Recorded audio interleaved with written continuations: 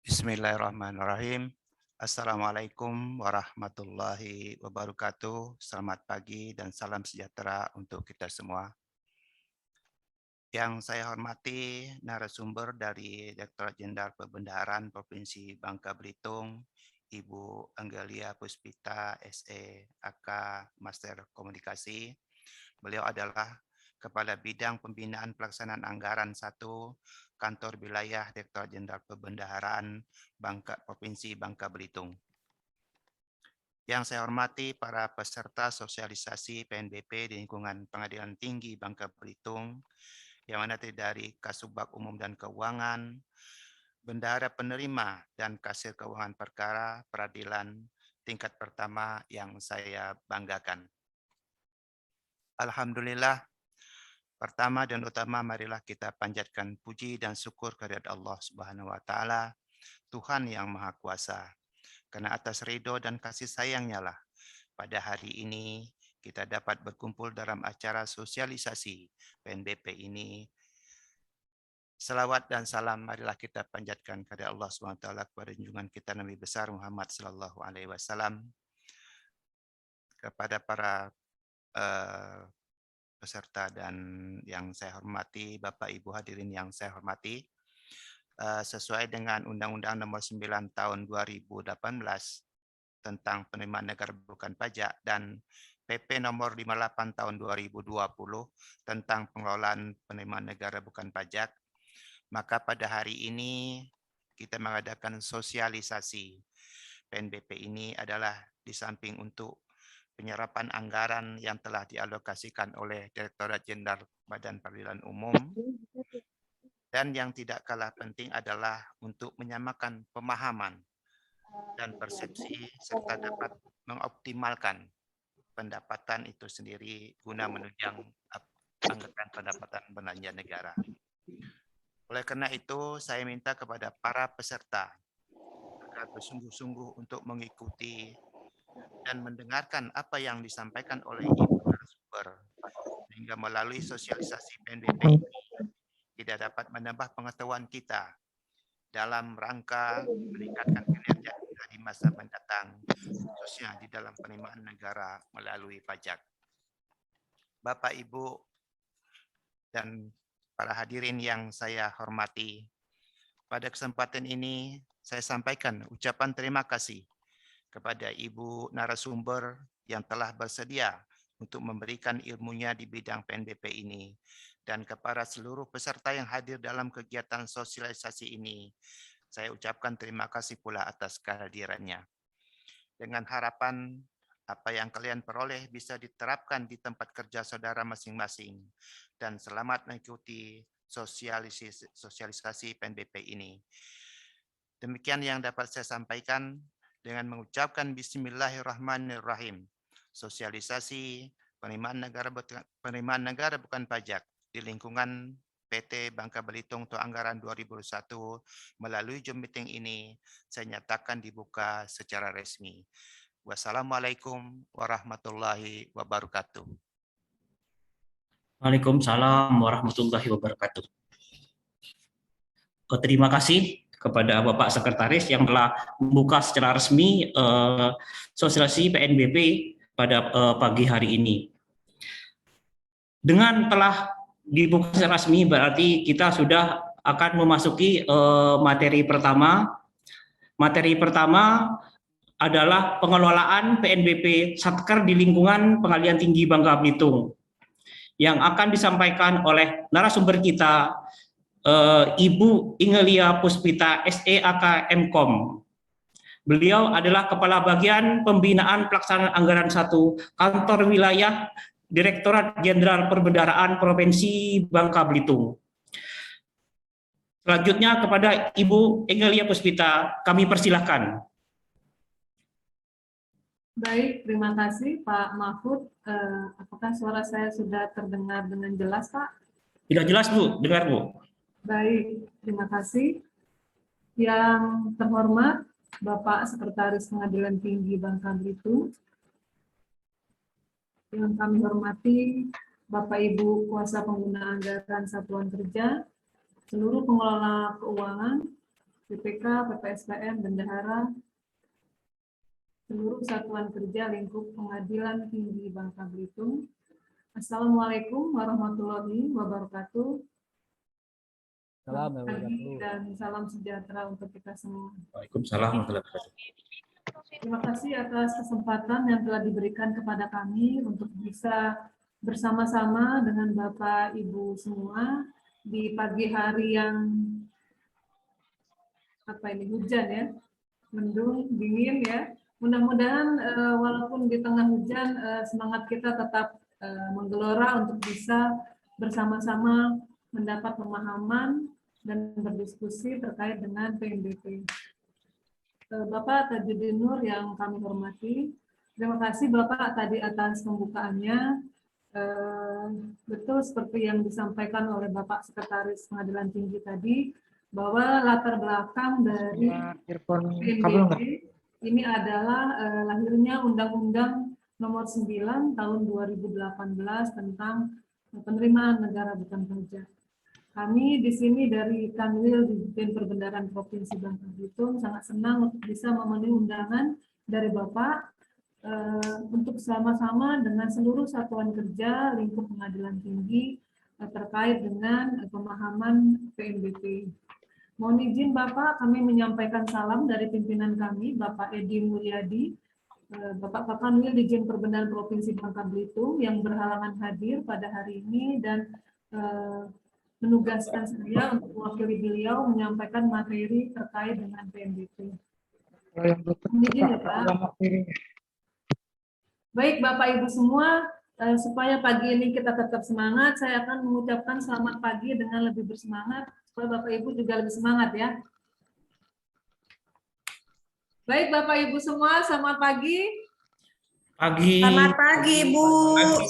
Oke, kalau saya katakan selamat pagi, maka Bapak Ibu akan menjawab pagi, pagi, pagi ya Pak, Ibu semua ya.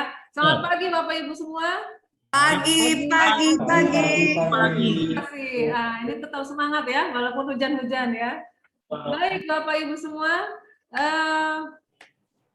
saya akan memulai presentasi saya di pagi hari ini dengan apa itu PNBP. Tadi di awal Bapak Sekretaris sudah menyampaikan bahwa lahirnya Undang-Undang PNBP, Undang-Undang Nomor 9 Tahun 2018, dilatar belakangi adanya kebutuhan untuk bisa memberikan landasan hukum yang lebih kuat, dan ini sesuai dengan adanya paket Undang-Undang Keuangan Negara dan juga perubahan di Undang-Undang Dasar. Nah, dengan adanya latar belakang dari sisi landasan hukum tersebut, maka Undang-Undang PNBP ini ditujukan untuk bisa meningkatkan pelayanan dan optimalisasi penerimaan. Artinya, di slide Bapak Ibu bisa lihat bahwa layanan, ya Bapak Ibu semua selaku satuan kerja memberikan layanan kepada pengguna, ini dapat dioptimalkan nanti dari sisi penerimaannya ya dengan adanya Undang-Undang PNBP dimaksud.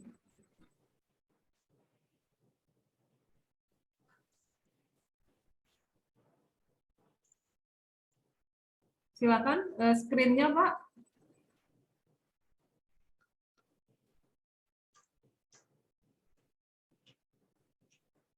Ya, saya tolong di share screen dari sana ya Pak. Zini tolong. Ya baik Pak.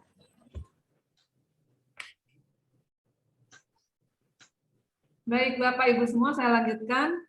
Nah, dengan adanya penguatan landasan hukum tadi, dengan adanya penyesuaian terhadap paket Undang-Undang Keuangan Negara, maka Undang-Undang PNBP ini ditujukan untuk bisa memberikan layanan yang lebih baik, ya, untuk bisa berdampak pada makin meningkatnya penerimaan negara, terutama dari sisi penerimaan negara bukan pajak.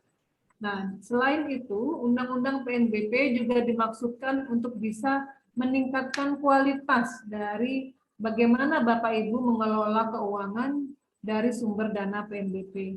Nah, upaya ini tujuannya adalah untuk bisa meminimalkan, ya, jadi mengurangi adanya temuan pada saat pemeriksaan.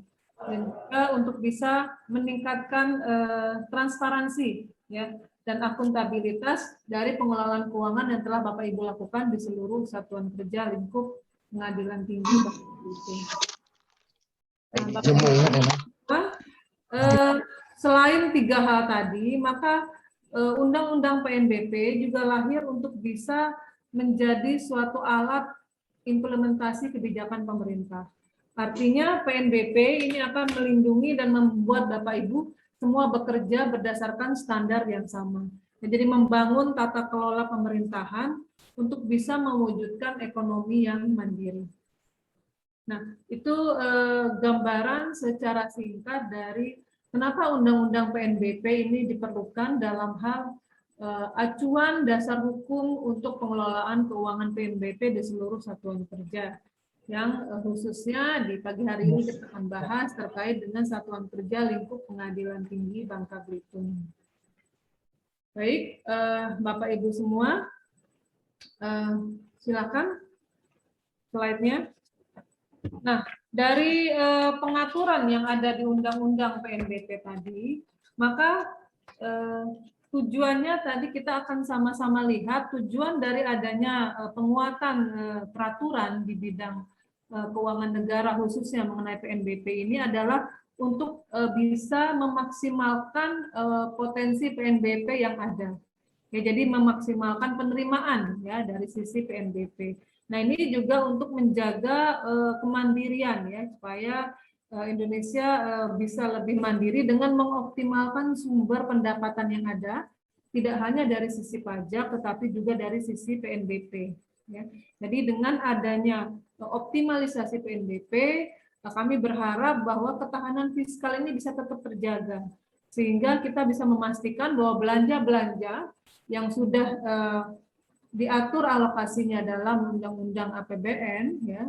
Kalau yang sekarang berarti di DIPA 2022 yang sudah Bapak Ibu terima, itu dapat didanai dari sumber pendapatan kita sendiri, yaitu dari sisi pajak, cukai, hibah, dan termasuk juga PNBP di sini.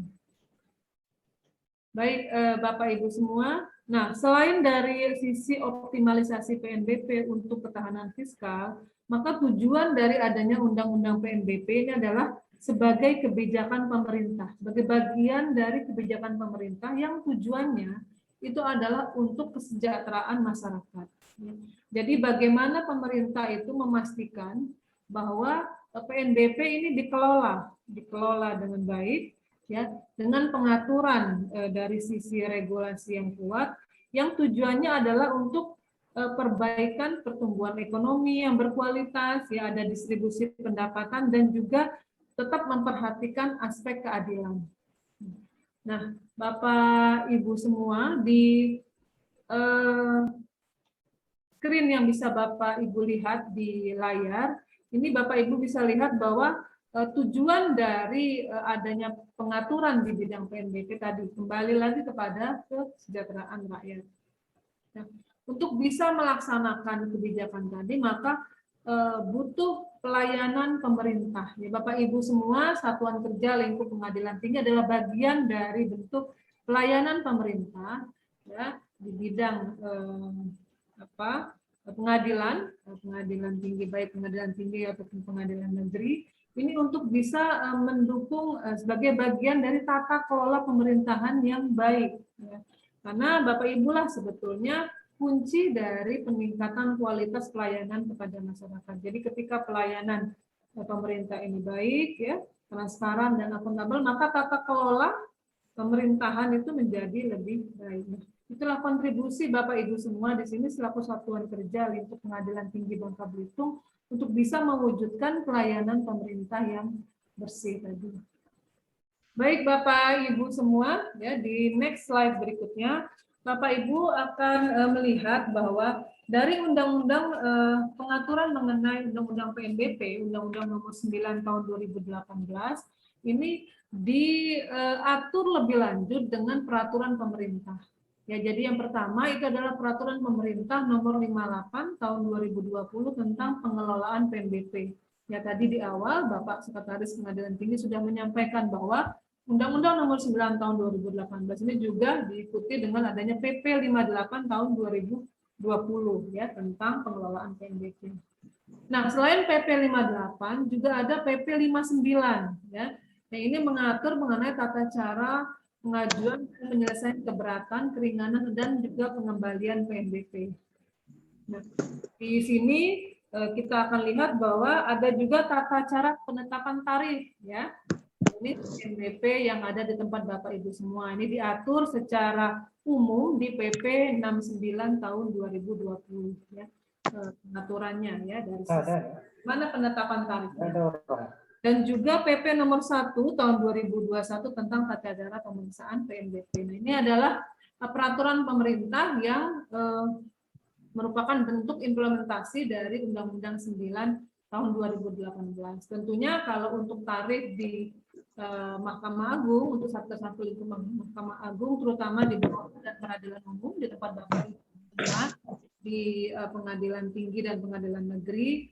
Nah, ini pengaturannya merujuk ke PP nomor 5, PP nomor 5 tahun 2019 ya, mengenai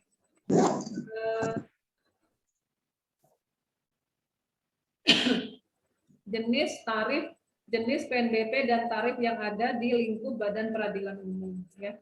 Nah, ini merujuk ke PP yang nomor 5 tahun 2019 tadi ya. Jadi Bapak Ibu semua, sebelum nanti kita lihat, saya akan berbagi dengan Bapak Ibu terkait dengan apa itu PNBP. Ya.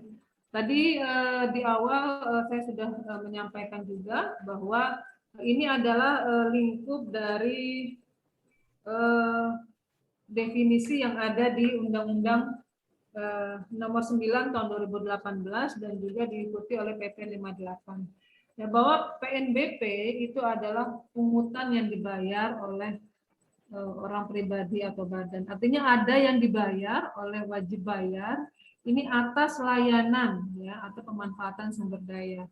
Nah, karena Bapak Ibu di satuan kerja pemerintah, maka ini atas layanan yang Bapak Ibu berikan, maka penerima layanan itu akan membayarkan sejumlah uang yang menjadi penerimaan negara bukan pajak. Nah, ini artinya penerimaan bukan pajak ini adalah penerimaan di luar perpajakan dan hibah. Jadi kalau Bapak Ibu lihat di APBN ya anggaran pendapatan dan belanja negara, dari sisi penerimaan itu ada pendapatan pajak dan pendapatan bukan pajak ya. Jadi di pendapatan bukan pajak itu ada PNBP dan hibah. Tetapi secara umum ya mayoritas penerimaan kita ada di perpajakan. Yang kedua adalah dari sisi belanja ya, dari sisi belanja ada belanja pegawai, belanja barang, belanja modal, bansos dan seterusnya. Ya baru dari sisi pembiayaan. Jadi itu adalah poin penting di dalam APBN yang menjadi krusial untuk bisa Bapak Ibu pahami. Ya dari sisi PNBP tadi, maka dengan adanya pengaturan terkait dengan undang-undang PNBP, maka diharapkan PNBP ini dikelola dengan lebih baik. Nah, di aturan juga dijelaskan bahwa definisi dari PNBP tadi sudah sama-sama kita lihat. Poin dari pengaturan di bidang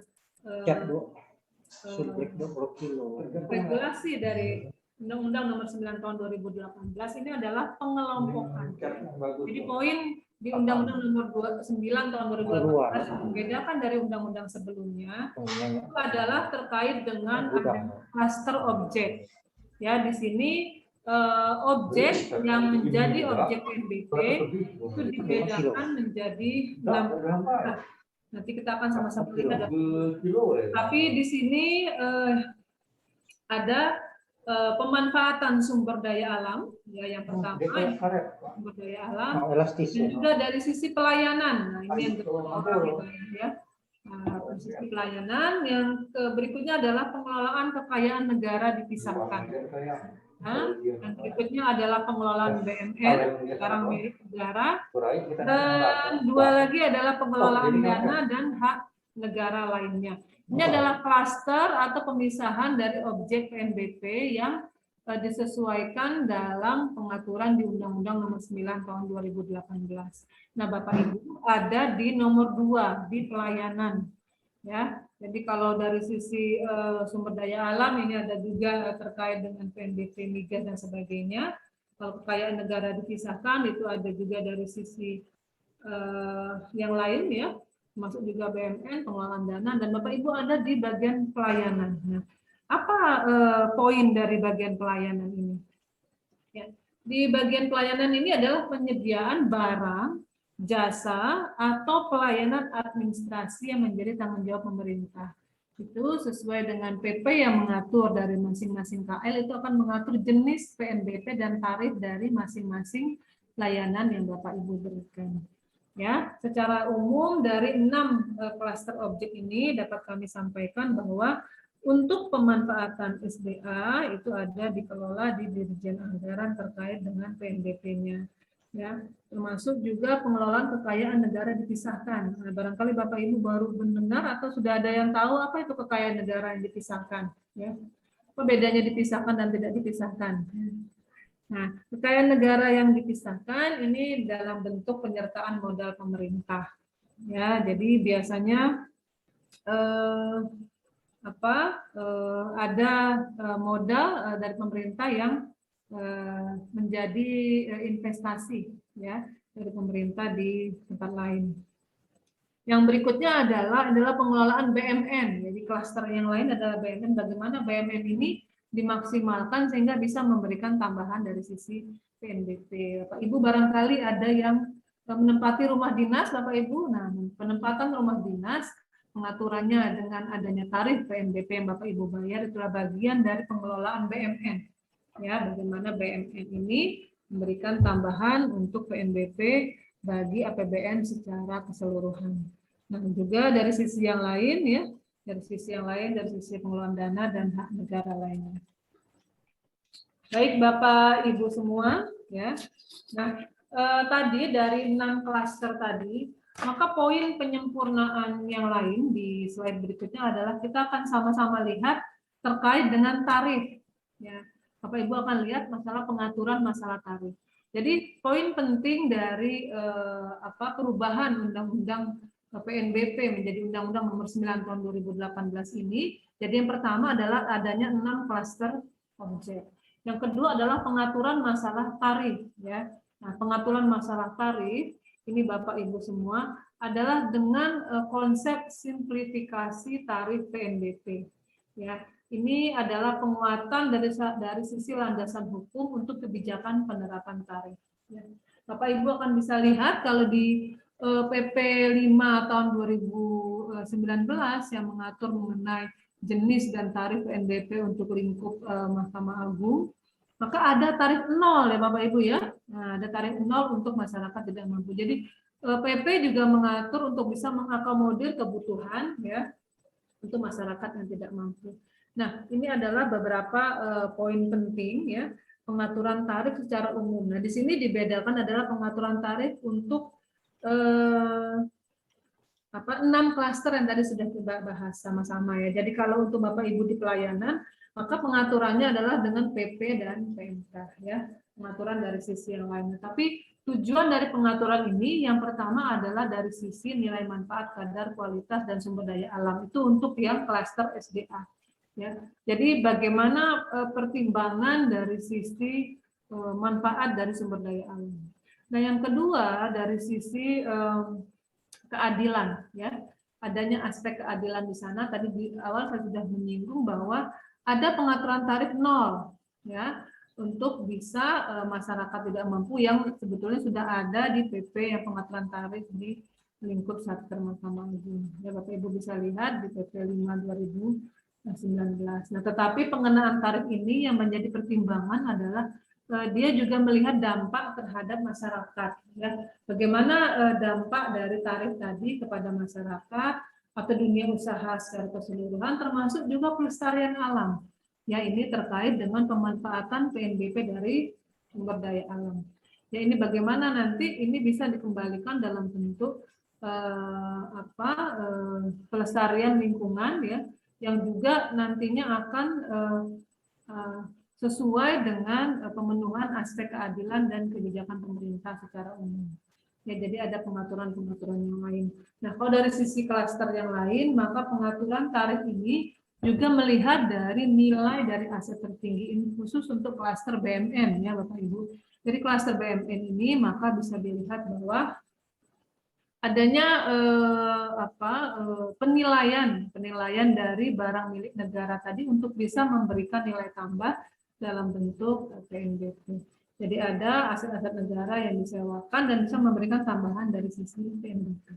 Nah, itu adalah poin pengaturan tarif. Jadi terkait dengan poin-poin penyempurnaan di Undang-Undang PNBP ini, jadi yang pertama tadi ada klaster objek, ada dibedakan menjadi 6. Yang kedua adanya pengaturan tarif dengan adanya penegasan simplifikasi dari tarif PNBP dan juga sebagai penguatan landasan hukum, Bapak Ibu ya. Jadi landasan hukum ini memberikan dari sisi kebijakan pemerintah memberikan manfaat ya tidak hanya kepada masyarakat secara luas, tapi juga untuk masyarakat kurang mampu yang membutuhkan dengan adanya pengenaan tarif 0 atau 0%. Baik, Bapak Ibu semua masih semangat ya? Kita lanjut lagi ke slide berikutnya.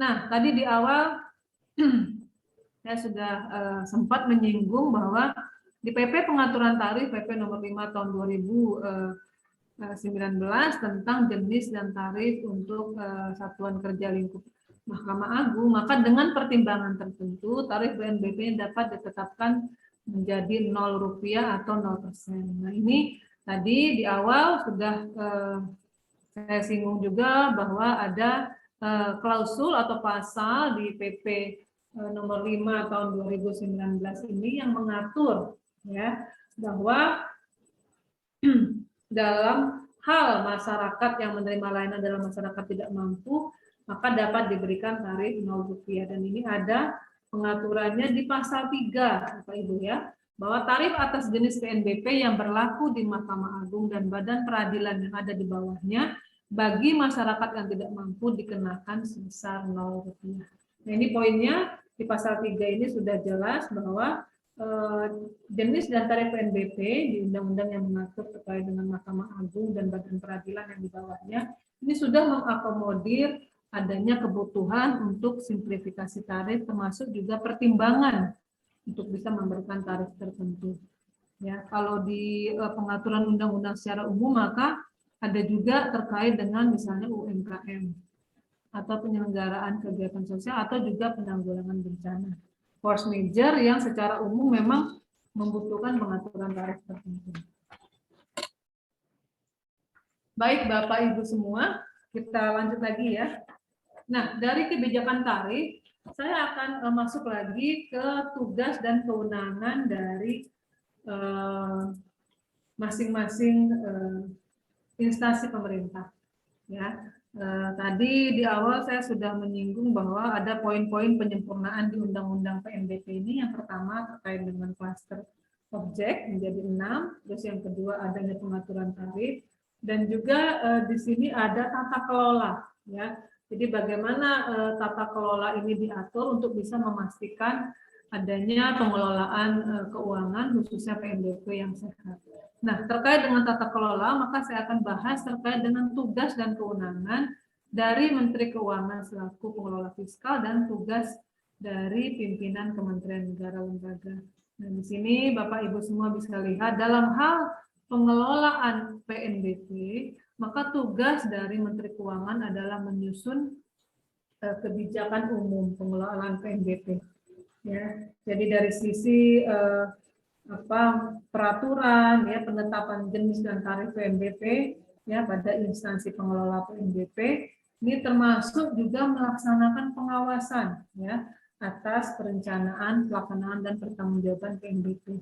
Ini adalah tugas dari Menteri Keuangan selaku pengelola fiskal. Nah, Bapak Ibu semua ya, dengan adanya perbedaan tugas dan kewenangan tadi, maka pimpinan dari kementerian negara lembaga yang mengelola PNBP ini juga memiliki tugas antara lain menyampaikan usulan dan jenis tarif PNBP. Nah, di pembagian tugas tadi untuk penetapannya ya itu adalah dengan jenis dan tarif PNBP adalah di bawah kewenangan Menteri Keuangan. Nah, tetapi usulan dari jenis dan tarif ini berasal dari tempat Bapak Ibu semua ya. Jadi pimpinan Kementerian Negara Lembaga ini mengusulkan ya jenis tarif, jenis PNBP-nya apa, tarifnya berapa gitu ya. Termasuk juga nanti dibahas bersama untuk bisa ditetapkan ya dalam bentuk PP terkait dengan tarif PNBP di tempat Bapak Ibu semua. Nah, salah satu tugas Menteri Keuangan adalah menetapkan target dan pagu penggunaan PNBP. Ya, Bapak Ibu pernah mendengar namanya maksimum pencairan dari PNBP yang Bapak Ibu setorkan itu ada targetnya, target PNBP-nya sekian, maka Bapak Ibu nanti akan memungut dan menyetorkan PNBP itu dan terhadap setoran PNBP itu maka bisa diberikan MP untuk bisa menjadi pagu dari belanja Bapak Ibu dari sumber dana PNBP. Jadi ada sumber dana rupiah murni dan sumber dana PNBP. Nah, tugas dari Bapak Ibu semua di Kementerian Negara Lembaga adalah mengelola PNBP sekiranya memang ada piutang PNBP. Nah, terkait dengan tugas tadi ya, tugas Menteri Keuangan selaku pengelola fiskal dan tugas dari pimpinan Kementerian Negara Lembaga, maka terdapat kewenangan antara kewenangan Menteri Keuangan selaku Bendahara Umum Negara dan Kementerian Negara Lembaga selaku pengelola PNBP. Ya, dari sisi yang dikelola oleh Bapak Ibu semua adalah terkait dengan layanan. Biasanya terkait dengan layanan itu ada di tempat Bapak Ibu semua selaku mitra instansi pengelola PNBP. Ya, sementara yang ada di kewenangan Menteri Keuangan selaku BUN itu adalah terkait dengan tadi ya. Kalau dari 6 klaster yang tadi terkait dengan sumber daya alam. Jadi PNBP dari sumber daya alam, migas dan panas bumi itu ditetapkan oleh PNBP-nya oleh Menteri Keuangan selaku Bendahara Umum Negara. Selain itu juga ada terkait dengan tadi kekayaan negara dipisahkan KIND. Ya. Jadi klaster yang KND yang salah satunya adalah dalam bentuk penyertaan modal atau investasi pemerintah. Nah, itu ditetapkan dan menjadi kewenangan dari Menteri Keuangan. Baik, Bapak Ibu semua, tadi kita sudah lihat terkait dengan tugas dan kewenangan dari Menteri Keuangan dan juga Menteri dari Kementerian Negara Lembaga. Nah, Bapak Ibu semua, di poin berikutnya ya terkait dengan pengelolaan PNBP. Ya, jadi ini adalah salah satu poin penyempurnaan dari pengaturan landasan hukum terkait dengan PNBP. Jadi yang pertama itu adanya pemisahan klaster objek. Yang kedua adalah pengaturan simplifikasi tarif dan jenis PNBP. Yang berikutnya lagi adalah terkait dengan tata kelola. Ya, nanti di belakang kita akan bicara masalah pengawasan. Ya. Jadi bagaimana nanti pengawasan ini menjadi sinergi dari aktif aparat pengawas internal pemerintah dari Inspektorat Jenderal di Mahkamah Agung yang nanti akan berkolaborasi bersama-sama dengan kami di Kementerian Keuangan untuk bisa melakukan fungsi pengawasan terhadap pengelolaan PNBP di tempat Bapak Ibu semua. Nah, kita akan lihat di pengelolaan PNBP ya dalam siklus pengelolaan keuangan negara secara umum, maka keuangan negara ini dikelola dengan melalui beberapa fungsi. Yang pertama itu ada fungsi perencanaan di sana, ada pelaksanaan anggaran, pertanggungjawaban, dan terakhir pengawasan. Nah, ini adalah 4 poin utama yang ada di dalam siklus pengelolaan keuangan negara secara umum. Termasuk juga bagaimana mengelola PNBP. Ya, jadi di tahap perencanaan maka ada penyusunan jadi RAPBN atau RAPBN perubahan ya. Jadi ada perencanaan PNBP di sana. Kira-kira dari Mahkamah Agung, baik dari Badan Peradilan Umum ataupun dari eselon 1 yang lain, ini berapa kira-kira target PNBP dan berapa kira-kira PNBP yang nanti akan dikelola di tahun ini atau tahun depan. Dari sisi perencanaan dulu. Ya. Nah, yang kedua, setelah ada perencanaan, ada pelaksanaan anggaran, ya. Jadi di sini Bapak Ibu akan lihat bagaimana Bapak Ibu nanti akan memungut, ya, dan termasuk juga menyetor PNBP dan menggunakan PNBP tadi, ya, dalam bentuk MP. Jadi kalau di MA kan biasanya MP-nya terpusat, ya Bapak Ibu, ya. Jadi maksimum pencairannya terpusat dari eselon 1-nya nanti diberikan ke masing-masing kementerian. Tetapi ada juga di beberapa satuan kerja yang lain yang MP-nya, ya, tidak terpusat, ya.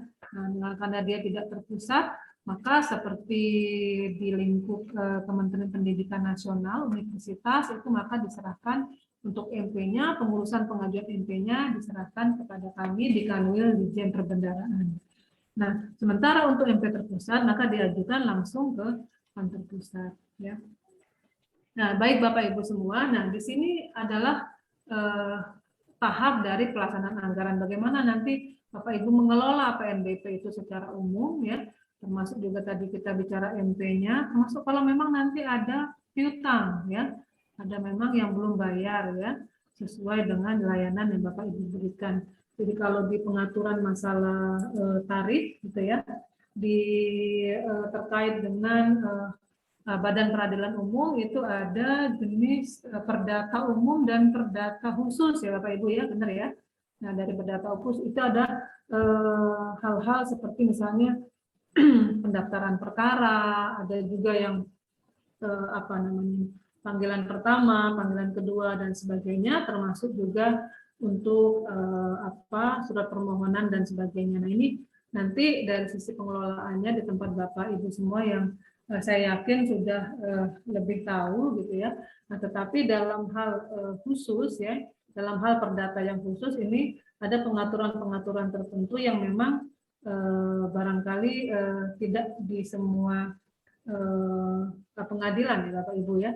Jadi termasuk juga apabila ada perkara yang disesuaikan dengan jumlah atau nilai utang dari perkaranya. Nah, ini akan menyesuaikan tarifnya sesuai dengan yang ada pengaturan di PP 5/2019. Nah, di tahap berikutnya setelah pelaksanaan anggaran kita akan lihat di sisi pertanggungjawaban. Ya, pertanggungjawaban di sini adalah dari sisi bagaimana Bapak Ibu menyusun laporan dari PNBP tersebut, ya. Dan nantinya ini akan menjadi objek dari pengawasan. Ya, tadi di awal saya sudah menyinggung mengenai sinergi dari aktif di Mahkamah Agung, ya, dari inspektorat Mahkamah Agung terkait dengan pengawasan atas proses atau siklus dari pengelolaan PNBP mulai dari perencanaan, pelaksanaan hingga pertanggungjawaban. Di sini ada bentuk kolaborasi di sini. Ya. Baik Bapak Ibu semua. Nah, di slide berikutnya kita akan lihat terkait dengan instansi pengelola PNBP. Ya, di instansi pengelola PNBP ini, apabila ada PNBP terhutang, ya, yang dihitung oleh wajib bayarnya sendiri, maka instansi pengelola ini berkewajiban untuk melakukan verifikasi. Jadi Bapak Ibu nanti akan melakukan verifikasi atas data PNBP terhutang yang diajukan oleh wajib bayar. Jadi ini tujuannya adalah untuk bisa meminimalkan potensi kerugian negara. Jadi diverifikasi dulu, ya, sebelum dia menjadi PNBP yang terhutang. Nah, di tahapan berikutnya terkait dengan pengawasan PNBP, ya, Bapak Ibu semua, untuk pengawasan PNBP ini poin dari salah satu poin penyempurnaan tadi yang sudah di awal sudah saya sampaikan bahwa diperlukan adanya sinergi dari fungsi pengawasan, ya, untuk meminimalkan adanya pelanggaran, ya, sekiranya memang ada pelanggaran atas keterlambatan penyetoran atau juga penggunaan dana PNBP ini di luar mekanisme APBN. Artinya sesuai dengan mekanisme APBN, maka dana PNBP itu harus disetorkan dulu, Bapak Ibu, ya, disetorkan dulu baru bisa digunakan melalui maksimum pencairan. Jadi tidak bisa langsung digunakan. Ini poin yang berbeda dengan Badan Layanan Umum. Kalau Badan Layanan Umum dia punya fleksibilitas yang bisa menggunakan dana yang diterimanya untuk dikelola dan digunakan tanpa harus disetorkan terlebih dahulu, nanti ada pengesahan. Tapi dengan pola Satker PNBP, maka semua PNBP ini harus disetor dulu ke kas negara. Nah, ini adalah menjadi poin dari pengawasan yang dilakukan ya dalam bentuk sinergi tadi oleh Kementerian Negara Lembaga, termasuk juga bersama-sama dengan kami di Kementerian Keuangan ya untuk bisa mengawasi PNBP yang Bapak Ibu kelola ya. Jadi kalau dari sisi APIP di kementerian, maka pengawasan dilakukan ini adalah oleh APIP yang bertanggung jawab langsung kepada Menteri. Jadi kalau di tempat Bapak Ibu bertanggung jawab langsung kepada Ketua Mahkamah Agung. Sementara yang ada di kami ini pengawasan dari Kementerian Keuangan dilakukan dalam bentuk verifikasi, penilaian atau evaluasi. Nah, biasanya setiap 6 bulan kami akan melaksanakan monitoring dan evaluasi terhadap pengelolaan PNBP yang di tempat Bapak Ibu semua. Nah, itu secara semesteral akan dilaporkan ke kantor pusat untuk bisa menjadi bahan laporan dari sisi pengawasan kami selaku unit vertikal Kementerian Keuangan terhadap instansi pengelola dari PNBP. Nah, Bapak Ibu semua, kalau kita bicara masalah pengawasan, maka akan tidak terlepas dari adanya pemeriksaan. Jadi pengawasan yang dilakukan tadi akan diikuti oleh pemeriksaan sekiranya memang diperlukan dari sisi auditnya. Ya, tadi dari sisi kami, tugas kami mendapat delegasi kewenangan dari kantor pusat untuk bisa melaksanakan monitoring dan evaluasi, dan itu menjadi bahan selanjutnya apabila memang diperlukan untuk melakukan tahapan berikutnya, yaitu tahapan pemeriksaan. Ya, ini kepada instansi pengelola PNBP ataupun juga kepada wajib bayar yang bersangkutan. Dan ini nanti bisa berasal inisiasinya bisa dari kami, dari Kementerian Keuangan, atau juga dari tempat Bapak Ibu semua. Nah, ini tentunya ada ininya Bapak Ibu ya, ada latar belakangnya ya. Ada hal yang memang dari sisi pengawasan itu butuh untuk tindak lanjut lagi ke sisi pemeriksaan ya, termasuk juga apa yang akan diperiksa oleh APIP tadi ya, atau juga dari kami gitu ya, terkait dengan kepatuhan pemenuhan kewajiban dan juga ketentuan yang sudah diatur itu apakah sudah dipenuhi, dan juga termasuk tata kelola dari PNBP yang dimaksud. Ya. Jadi tidak semua pengawasan diikuti oleh pemeriksaan, kecuali memang dibutuhkan dari sisi data-datanya. Jadi data-data itu menjadi input untuk pimpinan untuk bisa menindaklanjuti apakah pengawasan ini butuh untuk di follow up dengan pemeriksaan. Baik Bapak Ibu semua, ya masih semangat ya, masih ya. Nah, kita lanjut lagi Bapak Ibu ya. Dari pemeriksaan kita akan lihat terkait dengan keberatan, keringanan, dan pengembalian PNBP. Nah, ini salah satu poin untuk bisa memastikan hak wajib, hak dari wajib bayar. Ya. Jadi hak dari wajib bayar itu dapat mengajukan keberatan ataupun keringanan atau juga pengembalian. Ya, tentunya ini berdasarkan pengaturan-pengaturan lebih lanjut terkait dengan pengelolaan PNBP. Jadi ini secara umum Bapak Ibu ya, jadi wajib bayar itu bisa mengajukan keberatan ya, ataupun memang keringanan dalam kondisi tertentu, misalnya ada force majeure atau memang dibutuhkan dari sisi tadi ya, kategori tidak mampu tadi memenuhi klausul kebutuhan tertentu, termasuk juga ada force majeure keadaan kahar di sana. Ya tentunya untuk keringanan ini membutuhkan persetujuan ya, dan juga adanya pertimbangan APIP terutama untuk dengan alasan kesulitan likuiditas ini dan memang dimungkinkan untuk bisa mengajukan keringanan. Nah, selain keberatan dan keringanan juga bisa pengembalian. Nah, ini menjadi salah satu poin penyempurnaan di Undang-Undang 9 tahun 2018 tadi, bahwa ada hak dari wajib bayar yang diakomodir. Nah, ini berupa keberatan, keringanan ya, termasuk juga pembebasan ya, dan juga pengembalian ya, sekiranya memang sesuai dengan ketentuan yang telah diatur. Baik, Bapak Ibu semua, kita lanjut lagi ya. Ya, baik Bapak Ibu semua, saya lanjut lagi ke slide berikutnya. Tadi kita di awal sudah bicara masalah pengaturan terkait dengan adanya keberatan, pengajuan keringanan, dan juga pengembalian. Nah, ini kita akan bicara masalah sanksi dari PNBP, ya. Jadi ini khusus untuk wajib bayar, ya. Tadi yang slide mengenai sanksi PNBP tadi, ya. Nah, ini untuk wajib bayar yang memang dengan sengaja ini tidak membayar, ya, atau juga tidak menyampaikan laporan dengan benar, ya. Ini ada sanksi pidana di sana, ya.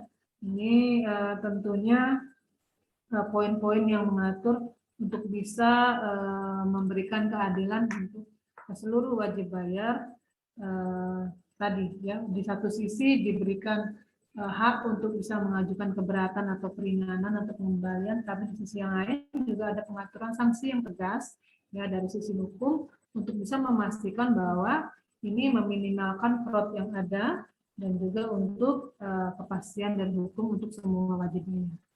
Jadi itu poin yang ada di pengaturan terkait dengan Undang-Undang PNBP. Baik Bapak Ibu semua, tadi kita sudah bicara terkait dengan pengaturan Undang-Undang PNBP secara umum.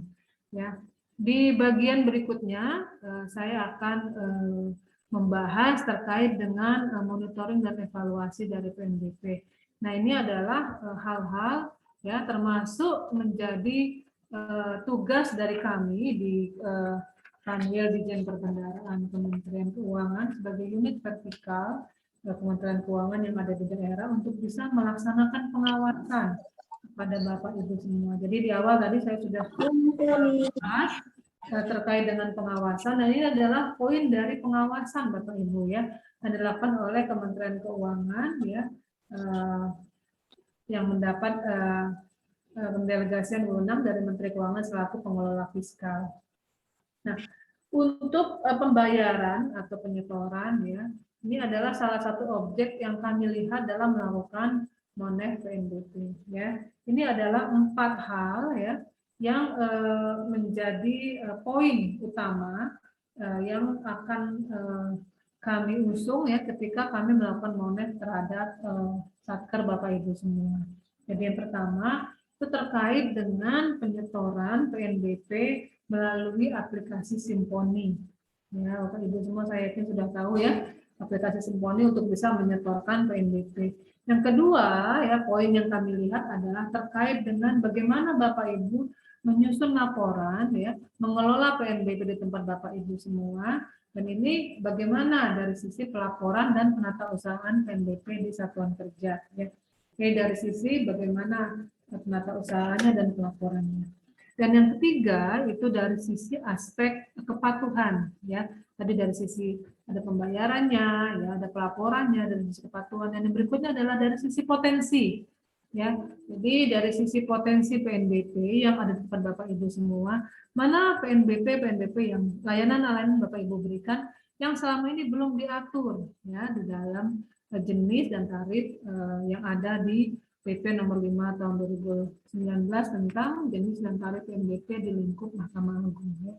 Nah, potensi-potensi ini kami petakan, ya, untuk bisa memaksimalkan, ya, sekiranya memang disetujui, ini menjadi potensi dari PNBP di tempat Bapak Ibu semua yang akan menambah dari sisi PNBP secara nasional.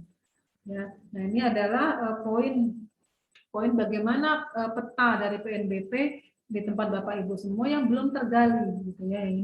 Ini adalah salah satu hal yang ingin kami cari dari sisi pemetaan dari sisi potensi. Dan yang berikutnya adalah dari sisi kendala atau permasalahan pelaksanaan anggaran. Ya, dari sisi kendala ini, apakah Bapak Ibu mengalami masalah dalam pengelolaan PNBP ini, termasuk juga bagaimana Bapak Ibu melakukan penyerapan atau realisasi belanja atas sumber dana PNBP atau MP yang telah Bapak Ibu terima. Ya, jadi itu adalah poin dari monitoring dan evaluasi PNBP yang dilaksanakan oleh Kanwil Ditjen Perbendaharaan.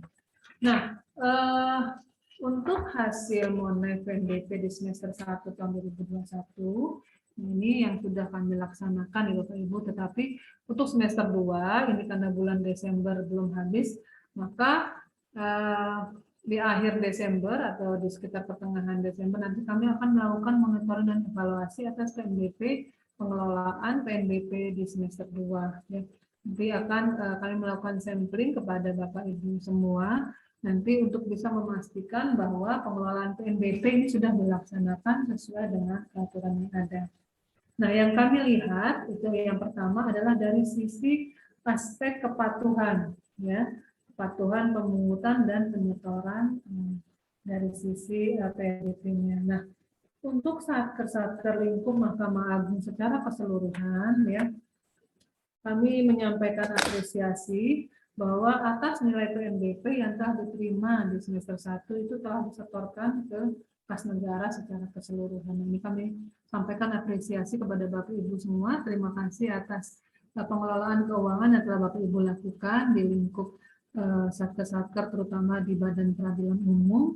Ini sehingga di semester 1 tahun 2021 dari hasil Monet yang kami laksanakan itu tidak ada keterlambatan setor dan salah tarif terhadap pengelolaan PNBP yang Bapak Ibu lakukan. Ya. Ini dari sisi aspek kepatuhannya. Nah, kalau dari sisi pelaporan dan penataan maka secara umum ya di seluruh satuan kerja lingkup Mahkamah Agung baik di bawah Pengadilan Tinggi ataupun Pengadilan Tinggi Agama ataupun Pengadilan Tata Usaha Negara, maka untuk kesesuaian antara kas di bendahara penerima dan LPJ dari LPJ bendahara ini dari sisi persentase ini 98%, artinya sudah sesuai gitu ya, walaupun terdapat 2% lagi yang barangkali belum sesuai antara kas yang ada dengan LPJ bendahara. Kan biasanya kalau di LPJ kan ada kasnya Bapak Ibu ya, jadi kelihatan itu kas di rekening berapa, kas di bendahara berapa dan sebagainya. Ya di sini juga dari sisi aspek pelaporan kami juga menilai bagaimana kesesuaian rekening ya, rekening terutama rekening bendahara penerimaan, terus juga ketepatan waktu penyampaian LPJ biasanya kan tanggal 10 ya Bapak Ibu ya. Terus kepatuhan saldo kas tunai ya di bawah 50 juta biasanya, dan juga transaksi penerimaannya. Dan ini hasilnya secara umum ini sudah bagus. Ya. Nah, kalau dari sisi pelaksanaan anggaran ya dari anggaran yang dari sumber DIPA PNBP, maka secara keseluruhan dari data yang kami pantau dari aplikasi OMSPAN ini tentunya nanti akan terus bergerak ya angkanya Bapak Ibu semua ya. Nah, jadi kalau untuk satuan kerja di lingkup Mahkamah Agung di dalam catatan kami ada 24 satuan kerja ya. Nah, di bawah Pengadilan Tinggi itu ada 12. Benar Bapak Ibu ya. Ada 2 satker Pengadilan Tinggi dan 10 pengadilan negeri. Nah, secara umum realisasi satker di bawah Mahkamah Agung ini secara umum ya, saya tidak melihat apakah itu PT atau PTA atau PTUN, itu realisasinya 79,76%. Nah, artinya dari pagu secara keseluruhan yang dikelola oleh Bapak Ibu semua dari 140,77 miliar itu ada permasalahan di belanja modal karena memang realisasinya belum mencapai target. Nah, tetapi khusus untuk setoran ataupun realisasi belanja dari setoran PNBP dari DIPA PNBP ini secara umum memang masih belum mencapai target ya Bapak Ibu ya. Jadi kami berharap di sisa waktu 3 minggu ini Bapak Ibu semua bisa memaksimalkan realisasi baik dari DIPA RM maupun dari DIPA PNBP untuk bisa mencapai target minimal 90% di akhir triwulan 4. Ya. Nah, kalau dari sisi kendala atau permasalahan anggaran, ini yang dapat kami sampaikan ini secara umum ya Bapak Ibu ya, di seluruh satuan kerja lingkup Mahkamah Agung, bahwa ini adanya layanan ya, dari sisi layanan yang barangkali terpengaruh selama masa pandemi ya. Jadi barangkali yang mengajukan perkara itu barangkali lebih sedikit ya Bapak Ibu ya. Nah, tetapi dari sisi layanan, tapi juga ada dari sisi yang lain ya. Tidak hanya dari sisi layanan, tetapi juga dari sisi pemanfaatan BMN berupa sewa tanah dan bangunan dan secara keseluruhan ya. Ini dari sisi keseluruhan yang ada di Bangka Belitung, Bapak Ibu ya.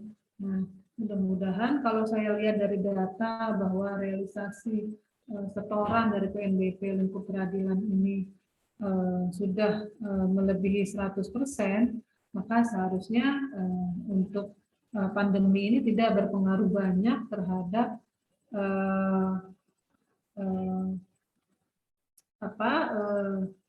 nilai dari PNBP yang ada di Satker lingkup pengadilan tinggi ya. Kalau yang data kami lihat ini sudah di atas 100% ya Bapak Ibu ya untuk realisasinya, sehingga Bapak Ibu nanti tinggal memaksimalkan MP yang sudah Bapak Ibu terima sehingga nanti bisa mencapai target belanja di triwulan 4 ya. Baik Bapak Ibu semua, untuk poin dari hasil monef berikutnya ini dari sisi potensi ya.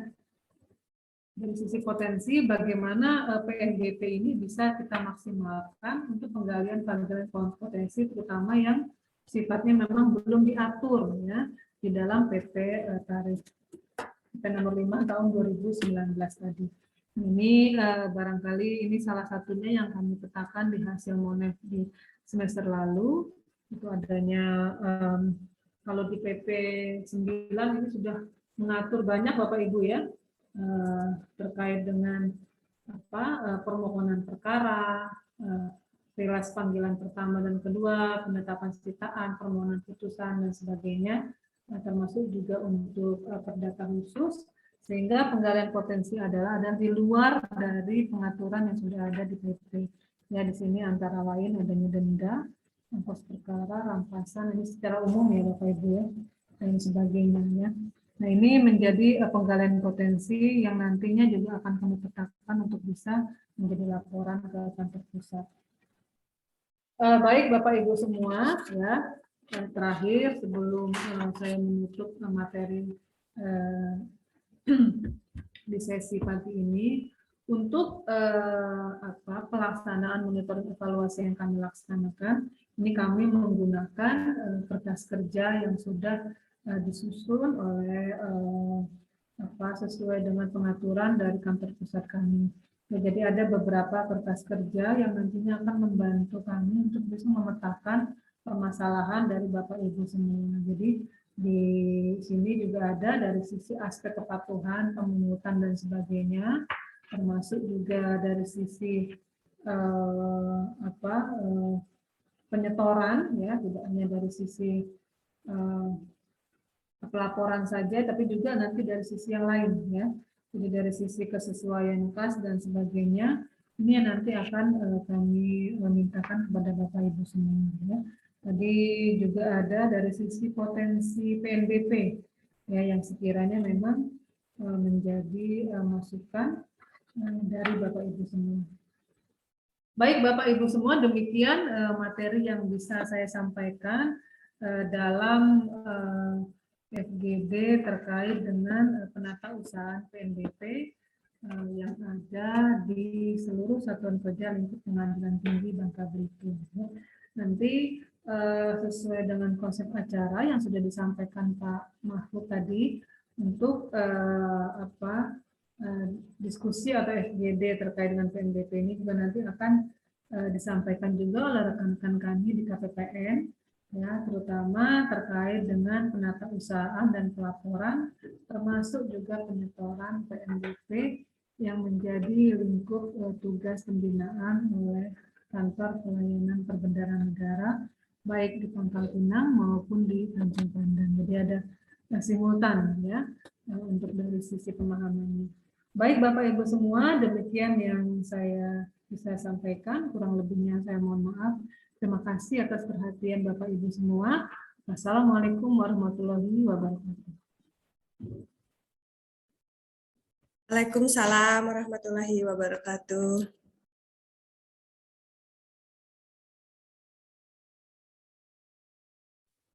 Silakan untuk sesi berikutnya saya kembalikan ke Pak Mahfud atau ke Bu Siti, silakan.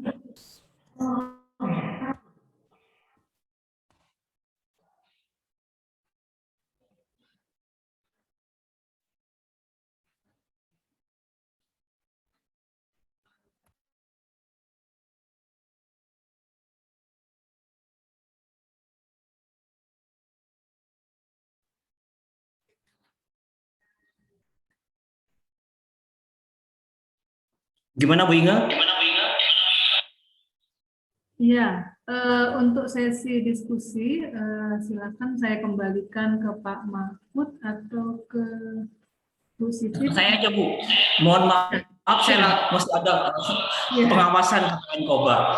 Iya Pak, silakan Pak. Jadi untuk sesi berikutnya setelah presentasi ini saya kembalikan ke Pak Mahfud. Silakan Pak. Terima kasih. Oke. Baiklah, itu tadi pemaparan tentang masalah pengelolaan BNPB yang ada di wilayah Pengadilan Tinggi Bangka Belitung. Kepada peserta, mungkin ada yang perlu didiskusikan, ada yang perlu ditanyakan, kami persilakan. Izin Bu. Silakan Pak Sugi. Ya, makasih Ibu Ingelia kami hormati. Jadi gini Bu, kalau kami cermati mungkin permasalahan PNBP yang dibawa di Mahkamah Agung Bu ya, pertama kecil Bu ya, banyak kecil sehingga ada 10.000, 12.000 Bu ya. Ini saya sampaikan waktu kemarin waktu Pak Kanwil sebelum waktu itu masih Pak Sapa ya, waktu di acara di Channel Lihat memang kecil Bu. Nah jadi tarifnya kecil sehingga PNBP kami nggak besar, nggak seperti jasaan atau polisi Bu. Itu mungkin kemarin sih katanya ada revisi untuk PP-nya. Yang kedua Bu, mohon informasi bukan ini kan mau akhir tahun Bu ya. Tahun mungkin mohon arahan Ibu ya untuk kami para pelaku PNBP ini supaya bersiap untuk untuk akhir tahun ini Bu. Itu aja Bu, makasih Bu. Assalamualaikum warahmatullahi wabarakatuh. Waalaikumsalam warahmatullahi wabarakatuh. Terima kasih. Silakan Bu Inge. Ya, saya langsung jawab ya Pak. Silakan Bu. Ya, baik. Terima kasih Pak Sugianto dari Pengadilan Negeri Pangkal Pinang atas pertanyaannya kepada kami. Ya Pak, memang kalau kita mencermati di PP 5 tahun 2019 tentang jenis dan tarif PNBP untuk lingkup Mahkamah Agung termasuk juga badan peradilan di bawahnya ya ini ya. Di sini juga badan peradilan di bawahnya. Jadi kalau kami lihat memang dari sisi peradilan umum baik untuk perdata umum atau perdata khusus itu memang tarifnya per perkara itu ada yang 10.000 ya Pak ya, ada yang 30.000 gitu ya. Kalau yang untuk yang umum ya. Jadi ini pengaturan yang tentunya memang barangkali tadi seperti usulannya Pak Sugianto ya Pak, perlu ditinjau kembali untuk dari sisi tarifnya ya Pak ya. Ya. Nah, sesuai dengan tugas dan kewenangan tadi dari Menteri Keuangan untuk bisa menetapkan tarif dan jenis PNBP tadi, maka ini menjadi tugas juga di tempat Bapak Ibu semua selaku instansi pengelola PNBP untuk bisa mengajukan usulan ya. Jadi usulan ini dapat Bapak Ibu sampaikan kepada pimpinan dari Bapak Ibu semua. Ya, jadi ke Badan Peradilan Umum yang nantinya juga ke Ketua Mahkamah Agung untuk bisa disampaikan kepada Menteri Keuangan terkait dengan peninjauan tarif tadi. Ya, tidak hanya dari sisi tarif ya, tetapi juga dari sisi jenis ya. Sekiranya memang ada jenis layanan yang Bapak Ibu berikan tapi belum masuk di pengaturan tarif ya. Kalau di sini saya lihat ada dari sisi perdata khusus ini yang ada dari sisi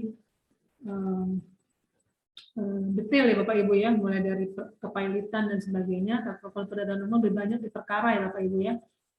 Nah, yang di perkara ini barangkali dengan tarif per perkara atau per relas ini barangkali perlu ditinjau, maka Bapak Ibu nanti punya kewenangan untuk bisa mengajukan usulan, ya, usulan untuk bisa ke kantor pusat. Jadi diusulkan dari Bapak Ibu semua dengan pertimbangan sebagai berikut, ya. Jadi ada pertimbangannya, misalnya disesuaikan dengan saya nggak tahu inflasi barangkali atau dari sisi yang lain, ya.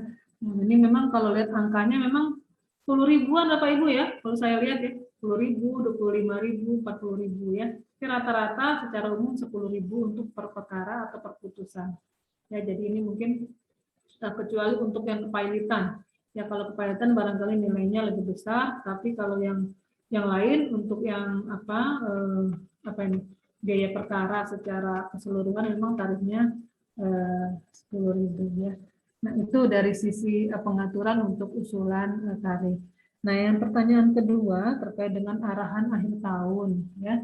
Nah, saya yakin Bapak Ibu semua sudah mendapatkan sosialisasi langkah-langkah akhir tahun dari KPPN ya Bapak Ibu ya. Kan ada pengaturan terkait dengan penyampaian SPM dan sebagainya. Nah, untuk Satker pengelola dana PNBP, maka Bapak Ibu semua untuk pengajuan realisasi dari belanja yang didanai oleh Pagu PNBP. Nah, itu barangkali menjadi concern dari kami juga. Jadi selain dari DIPA RM, rupiah murni, juga ada dari DIPA PNBP kan ya Pak ya, biasanya kan belanja barang ya, bentuknya belanja barang ya, untuk dari DIPA PNBP. Nah, ini sama seperti rupiah murni, maka target dari Bapak Ibu semua adalah realisasi 90%. Nah, mudah-mudahan dalam waktu 3 minggu ini yang tersisa Bapak Ibu bisa menyelesaikan seluruh SPM tadi dan jangan sampai ada yang terlambat ya. Karena kalau ada yang terlambat nanti Bapak Ibu harus mengajukan dispensasi ya, dispensasi SPM ke Kanwil sampai dengan tanggal 10 sekiranya memang ada SPM yang belum Bapak Ibu sampaikan sesuai dengan pengaturan di langkah-langkah akhir tahun. Kan biasanya ada Bapak Ibu ya yang untuk SPM tanggal sekian, untuk pengaturan BAST, BAPT tanggal sekian, dan sebagainya harus tanggal berapa. Nah, itu adalah pengaturannya, Bapak Ibu rujuk ke sana. Ya, kalau Bapak Ibu ragu, Bapak Ibu bisa berkonsultasi ke CSO KPPN. Nah, tapi fokus di akhir ini adalah lebih kepada SPM. Yang kedua adalah dari sisi pengelolaan kasnya. Ya, jadi jangan sampai lupa untuk bisa menyetorkan UP-TUP yang Bapak Ibu kelola. Ya, jadi itu dari sisi pengaturan yang secara detailnya. Ya, jadi jangan sampai kelewat SPM-nya sesuai dengan jadwal. Dan kalau misalnya Bapak Ibu mengajukan dispensasi SPM untuk pengajuan setelah tanggal 10 Desember itu diajukan ke kantor pusat di Jakarta. Ya, jadi dari kami Kanwil hanya punya kewenangan sampai dengan hari Jumat tanggal 10 Desember untuk bisa memproses dispensasi SPM. Nah, untuk dari sisi yang lain adalah terkait dengan setoran PNBP yang saya yakin kalau dari sisi hasil monef kami semester lalu itu sudah sangat bagus Bapak Ibu ya, jadi tidak ada kesalahan ataupun keterlambatan setor, dan ini mesti Bapak Ibu jaga di akhir tahun ini. Jadi jangan sampai, karena ini biasanya akhir tahun kan banyak tugas Bapak Ibu ya, banyak tugas, harus bikin SPM gitu ya, mengajukan SPM, belum lagi melaksanakan tusi juga. Nah, ini pengaturan dari sisi waktu ya Bapak Ibu ya, karena kita juga di masa pandemi, jadi jangan sampai Bapak Ibu nanti jadi kelelahan dan sakit. Nah, ujung-ujungnya nggak ada yang manajemen SPM-nya ya. Ya, jadi itu ya Bapak Ibu ya. Jadi bagaimana mengelola waktu ya, mengelola stres barangkali di akhir tahun, tapi tetap juga bisa menjaga tata kelola PNBP yang baik. Nah, itu mungkin dari saya, Bapak. Terima kasih atas pertanyaannya, Pak Sugi. Ya, Pak Sugi, mungkin itu jawaban dari Bu Inge, mungkin cukup jelas ya. Selanjutnya mungkin ada penanya berikutnya, kami persilahkan. Izin Pak Mahfud. Silakan Bu. Assalamualaikum Bu Inge, saya Fitri, Bendahara Penerimaan PT Babel. Kebetulan lagi dinas di PN Tanjung Pandan. Ya. Yang mau saya tanyakan, kebetulan saat rekonsiliasi bulan November PNBP kami itu ada selisih Bu, terkait setoran di tanggal 30 November. Saat itu saya menyetornya 30 November di bawah jam 12. Nah, ternyata saat rekonsiliasi itu nggak masuk untuk penerimaan di bulan November. Dan dari kasih Vera KPPN itu disarankan untuk dihapus transaksi itu. Jadi penyetoran kami bulan November itu seharusnya 30.000 dan ternyata kita cuma melaporkan sebanyak 20.000. Namun di LPJ saya di bulan November karena sudah terlanjur saya upload di Sprint, itu saya tetap mengupload sebesar 30.000 dan itu nggak apa-apa sih kata kasih Veranya, cuma untuk direkon Saiba aja. Nah, jadi kan kayaknya nggak sinkron Bu ya antara bendahara penerimaan sama operator Saiba. Dan itu menurut ininya sebabnya proses cut off dari banknya ke pusat. Nah, terkait itu maksud saya bagaimana kalau dengan penyetoran di akhir tahun?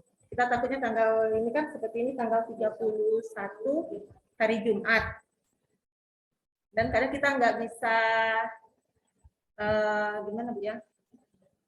Menghindari maksudnya setoran dari para pihak berperkara untuk menyetor di tanggal 31. Nanti dikhawatirkan masuknya di tanggal 1 Januari. Mohon penjelasannya Bu. Terima kasih. Silakan Bu Ima, langsung ditanggapi. Ya, baik. Terima kasih Ibu Sri tadi ya Bu ya. Bu Sri atau Fitri Ampi, Bu. Gimana Pak? Fitri Bu. Fitri. Fitri. Bu Sri tadi ya Bu ya. Ibu Fitri, Bu. Fitri, oh iya, mohon maaf Ibu. Terima kasih Bu Fitri dari Pengadilan Tinggi ya Bu ya, Ibu bendahara dari Pengadilan Tinggi ya Bu. Ya, lagi pembinaan Bu ke PN Tanjung Pandan. Ya, ya. Ya, ini kalau akhir tahun biasanya memang banyak dinas keluar ya Bu. Ya. Baik Bu Fitri, terima kasih atas pertanyaan Bu Fitri. Ini bagus sekali pertanyaannya. Jadi Bu Fitri mengalami perbedaan data antara yang ada di LPJ dengan yang ketika melaksanakan rekon setoran, begitu ya Bu ya? Ya. Nah ini memang sering terjadi, terutama untuk setoran-setoran di akhir bulan Bu, memang ya, karena memang cut off bank itu ya menyetorkannya memang biasanya memang di sebelum jam 3 ya biasanya, tetapi barangkali dalam case itu ada perlakuan yang berbeda sehingga sudah disetorkan dulu ya Bu ya, walaupun sudah disetorkan lebih awal tapi ternyata masuk ke penerimaan tanggal 1. Biasanya kan memang dia direkap tuh Bu sama di bank detailer itu ya untuk bisa diinput semuanya ke dalam aplikasi. Nah, pertanyaannya bagaimana dengan akhir tahun ya Bu ya? Nah, untuk pengaturan terkait dengan setoran akhir tahun, itu kan biasanya ada pengaturan khusus ya Bu dari KPPN. Nah, nanti dari KPPN itu akan menyampaikan pengaturan khusus, karena di kami, di Ditjen Perbendaharaan itu, kami sudah ada pengaturan khusus dengan Bank Himbara, terutama Bank Himbara tempat Bapak Ibu menyetor, ya, terutama di Bank BRI, BNI, Bank Mandiri, dan juga BTN, itu ada pengaturan khusus untuk akhir tahun. Ya, jadi bagaimana nanti supaya akhir tahun ini kas tetap buka sampai dengan jam berapa, misalnya jam 5 gitu ya. Itu ada pengaturan khususnya Bu di KPPN-nya nanti. Nanti Ibu bisa hubungi CSO KPPN untuk pengaturan yang lebih detail. Tetapi yang selama ini sudah dilaksanakan adalah ada pengaturan khusus melalui kerjasama dengan pimpinan di Bank Kantor Pusat Bank Himbara untuk bisa mengatur, walaupun tidak semua cabang buka, tetapi ada cabang-cabang tertentu yang tetap membukukan setoran hingga jam 5 sore, itu biasanya di hari terakhir di akhir tahun.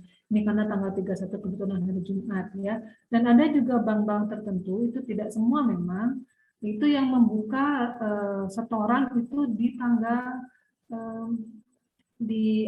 sampai dengan lewat jam 5 gitu ya. Jadi kalau tanggal 31 itu hari Jumat, maka dia kemungkinan ada yang sampai jam 5, ada yang lewat dari jam 5. Nah, ini ada pengaturan tersendiri nanti dari bank tertentu, dan ini sudah melakukan kerjasama atau sudah disepakati dengan kantor pusat kami. Ya, jadi nanti Ibu bisa hubungi itu kira-kira di bank ini sampai jam berapa. Nah, ini untuk bisa sebetulnya memastikan bahwa penerimaan yang masuk tanggal 31 itu terbukukan di tanggal 31.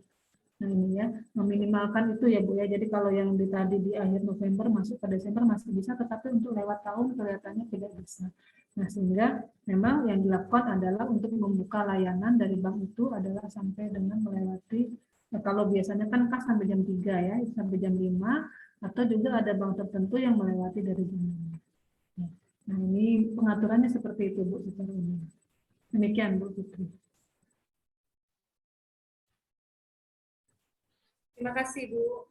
Ya, mungkin nanti sesi kedua hari Jumat kan nanti ada teman-teman KPPN nanti yang mengisi materi, mungkin bisa ditanyakan lagi Ibu Fitri.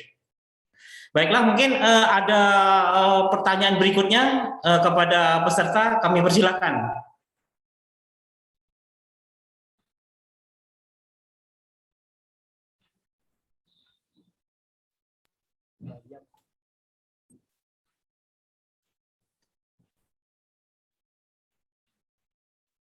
Silakan Bapak Ibu, barangkali ada yang ingin ditanyakan terkait dengan materi tadi.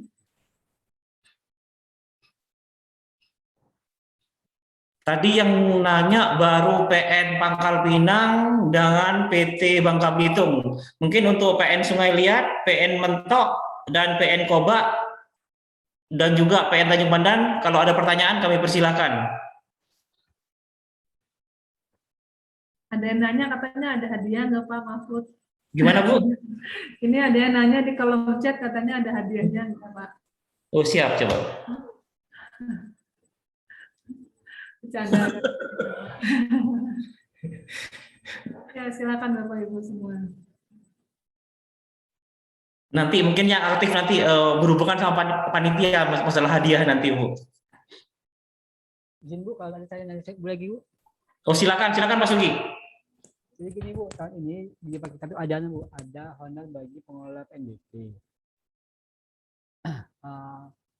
Apa yang saya baca di depannya tuh ada honor untuk pengelola PNBP Bu ya. Juga ada honor ada honor untuk apa namanya staf keuangan Bu. Izin Bu, yang boleh itu pengelola PNBP itu yang mana Bu ya? Apakah semua PNBP tidak boleh diterima honor atau gimana Bu? Izin Bu. Mohon maaf Pak, saya tidak mendengar dengan jelas. Pertanyaannya bisa diulang lagi Pak? Ya izin Bu, maaf Bu. Ya, ini kelihatannya saya ada kendala koneksi di sini. Ya silakan Pak. Jadi gini Bu, di Pak kami ini ada honor pengelola PNBP. Apakah yang pertama mungkin apakah diperbolehkan Bu saat itu ada honor untuk pengelola PNBP? Sebab tahu kami selama ini sebenarnya penerimaan itu kami anggap sebagai staf keuangan Bu. Jadi nggak ada honor pengelola PNBP. Pertanyaan kami adalah untuk honor pengelola PNBP ini apakah diperbolehkan atau gimana Bu? Terima kasih Bu.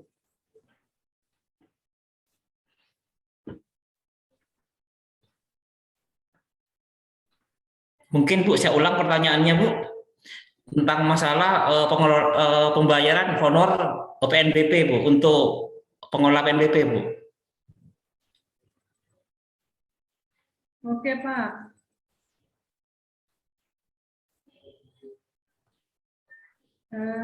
Saya coba ulang pertanyaannya Pak ya, terkait dengan honor pengelola PNBP. PNBP ya Pak ya? Iya Bu. Ya. Baik Bapak, terima kasih atas pertanyaannya. Untuk terkait dengan honor PNBP, memang untuk satker-satker di lingkup PNBP, kalau Bapak Ibu perhatikan di DIPA-nya itu ada alokasinya ya Bapak ya. Ya, jadi kalau dari sisi pengaturan masalah honor, ini ada di pengaturan SBM, jadi standar biaya masukan yang mengatur terkait dengan honor pengelola PNBP. Nah, memang betul Bapak, untuk honor pengelola PNBP ini dapat diberikan honornya. Dan ini nanti untuk pengaturannya mengacu pada pengaturan masalah SBM, ya, pengaturan masalah SBM terkait dengan honor yang dapat diberikan untuk pengelola PNBP. Ya, jadi memang betul Bapak untuk PNBP ini dapat diberikan honornya. Tadi yang nanya Pak Sugi ya, Pak Sugi ya? Pak Sugi tadi ya Pak ya? Iya Bu. Iya betul Bu, Pak Sugianto Bu dari PN Pangkal Pinang. Ya, nah ini kalau di alokasi di Pak Bapak ada ya Pak honornya ya Pak? Ya Bu. Kalau di alokasi di Pak Bapak ada honornya ya Pak? Ya ada Bu, ya selama ini kita pakai staf keuangan Bu ya. Ya. Keuangan, tapi di panjang tahun ini kami namakan hanya pengelola PNBP Bu. Itu berapa minimal Bu ya? Bisa di Gimana Pak? Berapa minimal PNBP ya Bu? Saya kira Bu.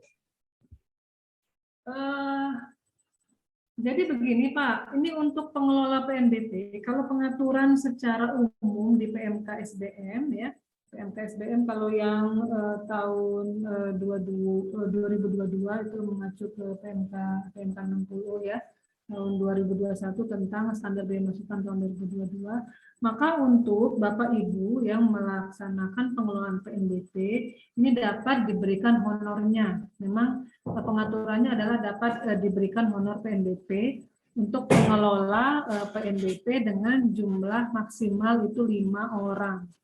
Ya, nah tetapi ada klausul bahwa kalau pengelola PNBP ini adalah pejabat fungsional di sini artinya pejabat fungsional di bidang perbendaharaan, maka honor yang diberikan itu adalah 40% dari standar honor yang ada yang tertera di dalam lampiran PMK 60. Tetapi betul Pak bahwa untuk mengelola PNBP ini dapat diberikan honornya. Nah itu biasanya alokasinya ada di BIPA Bapak Ibu semua biasanya ya. Ini tentunya untuk honorarium ini biasanya itu paling banyak gitu ya 10% dari target PNBP di tempat Bapak Ibu semua. Jadi kalau di PN Pangkal Pinang saya nggak tahu berapa targetnya, nah, tapi kira-kira paling tinggi itu 10%. Artinya untuk honor itu adalah maksimal 10%. Biasanya di bawah Pak, di bawah 10% dari target penerimaan. Jadi Bapak target penerimaan misalnya saya nggak tahu 40 juta, maka honornya itu adalah maksimum 4 juta. Dan alokasinya itu adalah maksimum 5 orang untuk pengaturannya. Nah tentunya kepada siapa ini diberikan? Nah, ini kepada memang yang ditugaskan oleh pejabat yang berwenang. Artinya KPA nanti akan menerbitkan semacam surat keputusan yang memang menunjuk selaku pengelola PNBP, misalnya selaku ya dari sisi pengelola PNBP ya Pak ya, dari sisi misalnya bendahara, operator dan sebagainya, itu penunjukannya adalah maksimal dari masing-masing satker itu 5 orang. Nanti Bapak Ibu bisa lihat di pengaturan yang ada di PMK standar biaya ataupun juga yang ada di alokasi di BIPA Bapak Ibu semua. Nah, ini untuk pengaturan masalah honorarium PNBP ini berbeda dengan honorarium pengelola keuangan. Ya, jadi kalau pengelola keuangan kan biasanya ada pengaturannya ya Pak ya, dari sisi DIPA ya, DIPA-nya berapa, nanti KPA, PPK, PPSBM, dan sebagainya. Ya.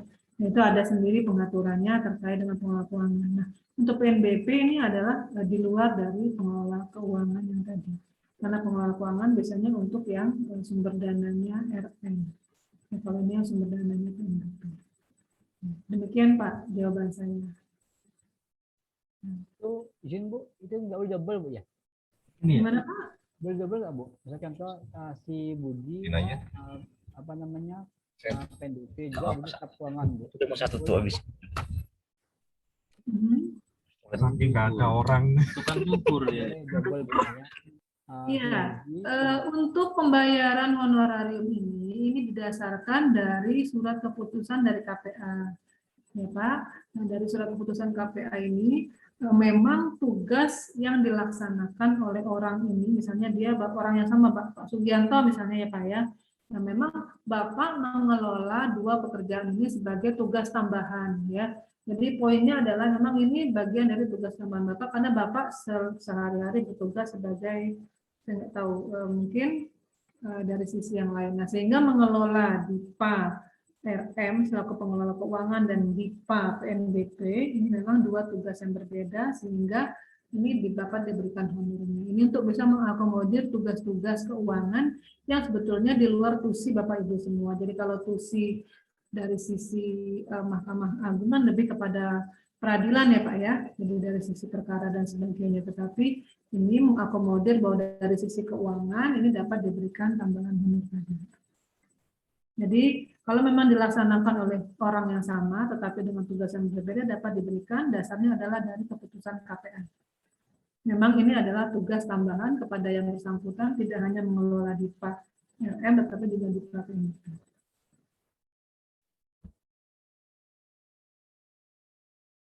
Baik Bu, makasih Bu.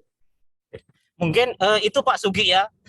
Kalau menurut saya Bu, masalah honor tadi mungkin bisa diambil yang lebih besar Bu, honornya Bu.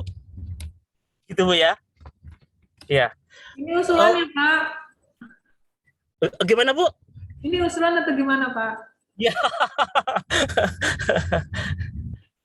Ya, ini perlu saya sampaikan Pak, pengaturan masalah honorarium itu di PMK SBM itu sudah dengan mempertimbangkan data dari seluruh Indonesia. Jadi Dirjen Anggaran ini yang memiliki tusi untuk mengatur dan menetapkan standar biaya masukan ini sudah mendapat data dari seluruh Indonesia Pak, dari kami Babel, maka kami lakukan pemetaan dari sisi biaya-biaya yang memang dibutuhkan, tidak hanya dari sisi juga ada pertimbangan yang lain ya, kalau dari sisi misalnya sewa, dari sisi tiket, dari sisi hotel dan sebagainya. Ya, ini sudah dengan mempertimbangkan tingkat inflasi dari seluruh wilayah dengan pertimbangan rata-rata dari seluruh Indonesia. Jadi yang angka yang ada di SBM itu sudah dengan berbagai pertimbangan Pak ya, jadi rata-rata wilayah, rata-rata inflasi dan sebagainya.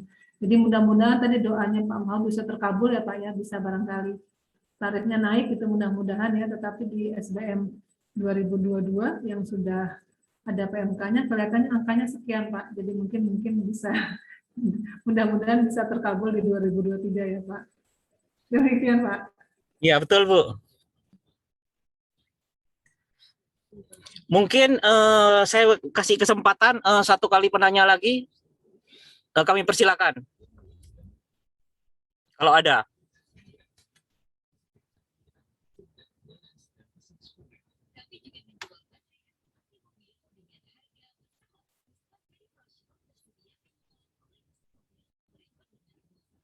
Gimana teman-teman sekalian, mungkin masih ada pertanyaan, kami persilahkan. Ya izin Pak Mahfud. Siap, silakan Ibu Fitri. Gini Bu, menambahkan terkait pertanyaan Pak Sugianto tadi masalah honorarium PNBP. Kebetulan untuk di dalam juknis penyusunan anggaran, memang untuk di Mahkamah Agung tahun 2022 memang mereka sudah mengalokasikan honor untuk pengelola PNBP. Namun di dalam juknis itu dikhususkan untuk saat ini memang diperuntukkan untuk bendahara penerimaan dulu Bu. Jadi mungkin Mas Pak Sugi bisa ke yang lain ya, ke kasir atau kemana. Dan karena kita sesuai juknis dari Mahkamah Agung, memang diperuntukkan untuk bendahara penerimaan. Dan nilainya pun sudah ditentukan Bu. Jadi kita seluruh Indonesia mendapatkan 300.000 per bulan. Terima kasih. Ya, terima kasih informasinya Bu Fitri ya. Memang pengaturan di SBM ini adalah pengaturan yang berlaku untuk seluruh Kementerian Negara Lembaga.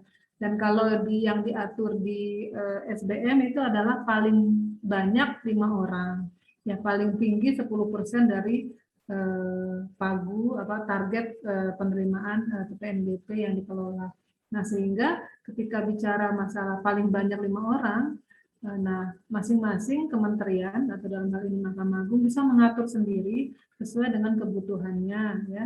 Kalau yang sekarang barangkali yang menerima baru 1 orang ya Bu, bendahara penerimaan misalnya seperti itu. Nah, barangkali nanti ke depan bisa lebih banyak lagi. Tapi tentunya ini didasarkan atas pertimbangan pimpinan dari kementerian atau badan masing-masing gitu ya, disesuaikan dengan kemampuan anggarannya juga ya, karena untuk bisa mengalokasikan itu pasti kan ada anggaran yang harus dialokasikan untuk bisa memberikan honor itu. Baik, terima kasih Bu Siti atas informasinya. Baiklah, mungkin itu yang bisa disampaikan. Namun sebelum sesi pertama ini ditutup, mungkin untuk host kita bisa foto bersama dulu, Bu. Gimana, Ibu host? Iya bisa Pak. Siap. Oke siap. Coba kepada seluruh peserta siap-siap. Mungkin 2 kali ngambil ya. Iya Pak siap. Silakan. Oke. 1, 2. Gaya bebas boleh. 1, 2. Udah Pak. Udah. Gimana Bu Inga? Iya, sudah Ya. dialogkan tadi Pak, berarti sudah. Jadi diumumkan kepada seluruh peserta. Jadi materinya ini ada 2. Yang pertama hari ini dari mulai jam 8 sampai dengan jam 11. Kemudian materi kedua yaitu penjelasan PNBP yang akan disampaikan oleh teman-teman dari KPPN. Jadwalnya hari Jumat tanggal 10 jam 14 sampai dengan jam 16. Mungkin itu yang bisa disampaikan untuk pertemuan hari ini. Marilah kita akhiri. Saya atas nama pembawa acara, kalau banyak kesalahan mohon maaf yang sebesar-besarnya. Billahi taufik wal hidayah. Wassalamualaikum warahmatullahi wabarakatuh. Waalaikumsalam warahmatullahi wabarakatuh. Terima kasih Bapak Ibu semua. Ya, Terima kasih Ibu. Waalaikumsalam warahmatullahi wabarakatuh. Bermanfaat untuk Bapak Ibu. Ibu. Amin, amin. Oke. Terima kasih Ibu. Makasih Bu Inga. Ya, saya izin lift ya. Ya, makasih Bu. Pak Mahfud, mau makan siangnya mana nih? Nanti. Makasih. Sugi, biasa banyak hadiah Sugi. Oh, hadiah kecil, hadiah benar. Aktif, yang aktif. Hadiahnya ini apa namanya, karena terlalu banyak orang yang ada yang ke Tanjung Pandan, ada yang ke Jakarta. Jadi tidak terfokus. Hadiah ulang tahun loh Mas. Bilang Happy birthday kirim Pak. go food. Go food Pak Mahfud. Ibu Sepia nggak banyak orang, Ibu Sepia. Transfer melalui RKKL aja. Hadiah dari transfer pakai LKKR Pak Mahfud. Honornya mana Pak Mahfud? Honor. ikut. Iya Nadia. Iya halo ya baru juga berdatang loh. Bukan Bunda Fitrano, dok kata koran nih, apa yang reuni ini kan nih? Karena mulai ya, cak bayi ya, sampai nana sembar.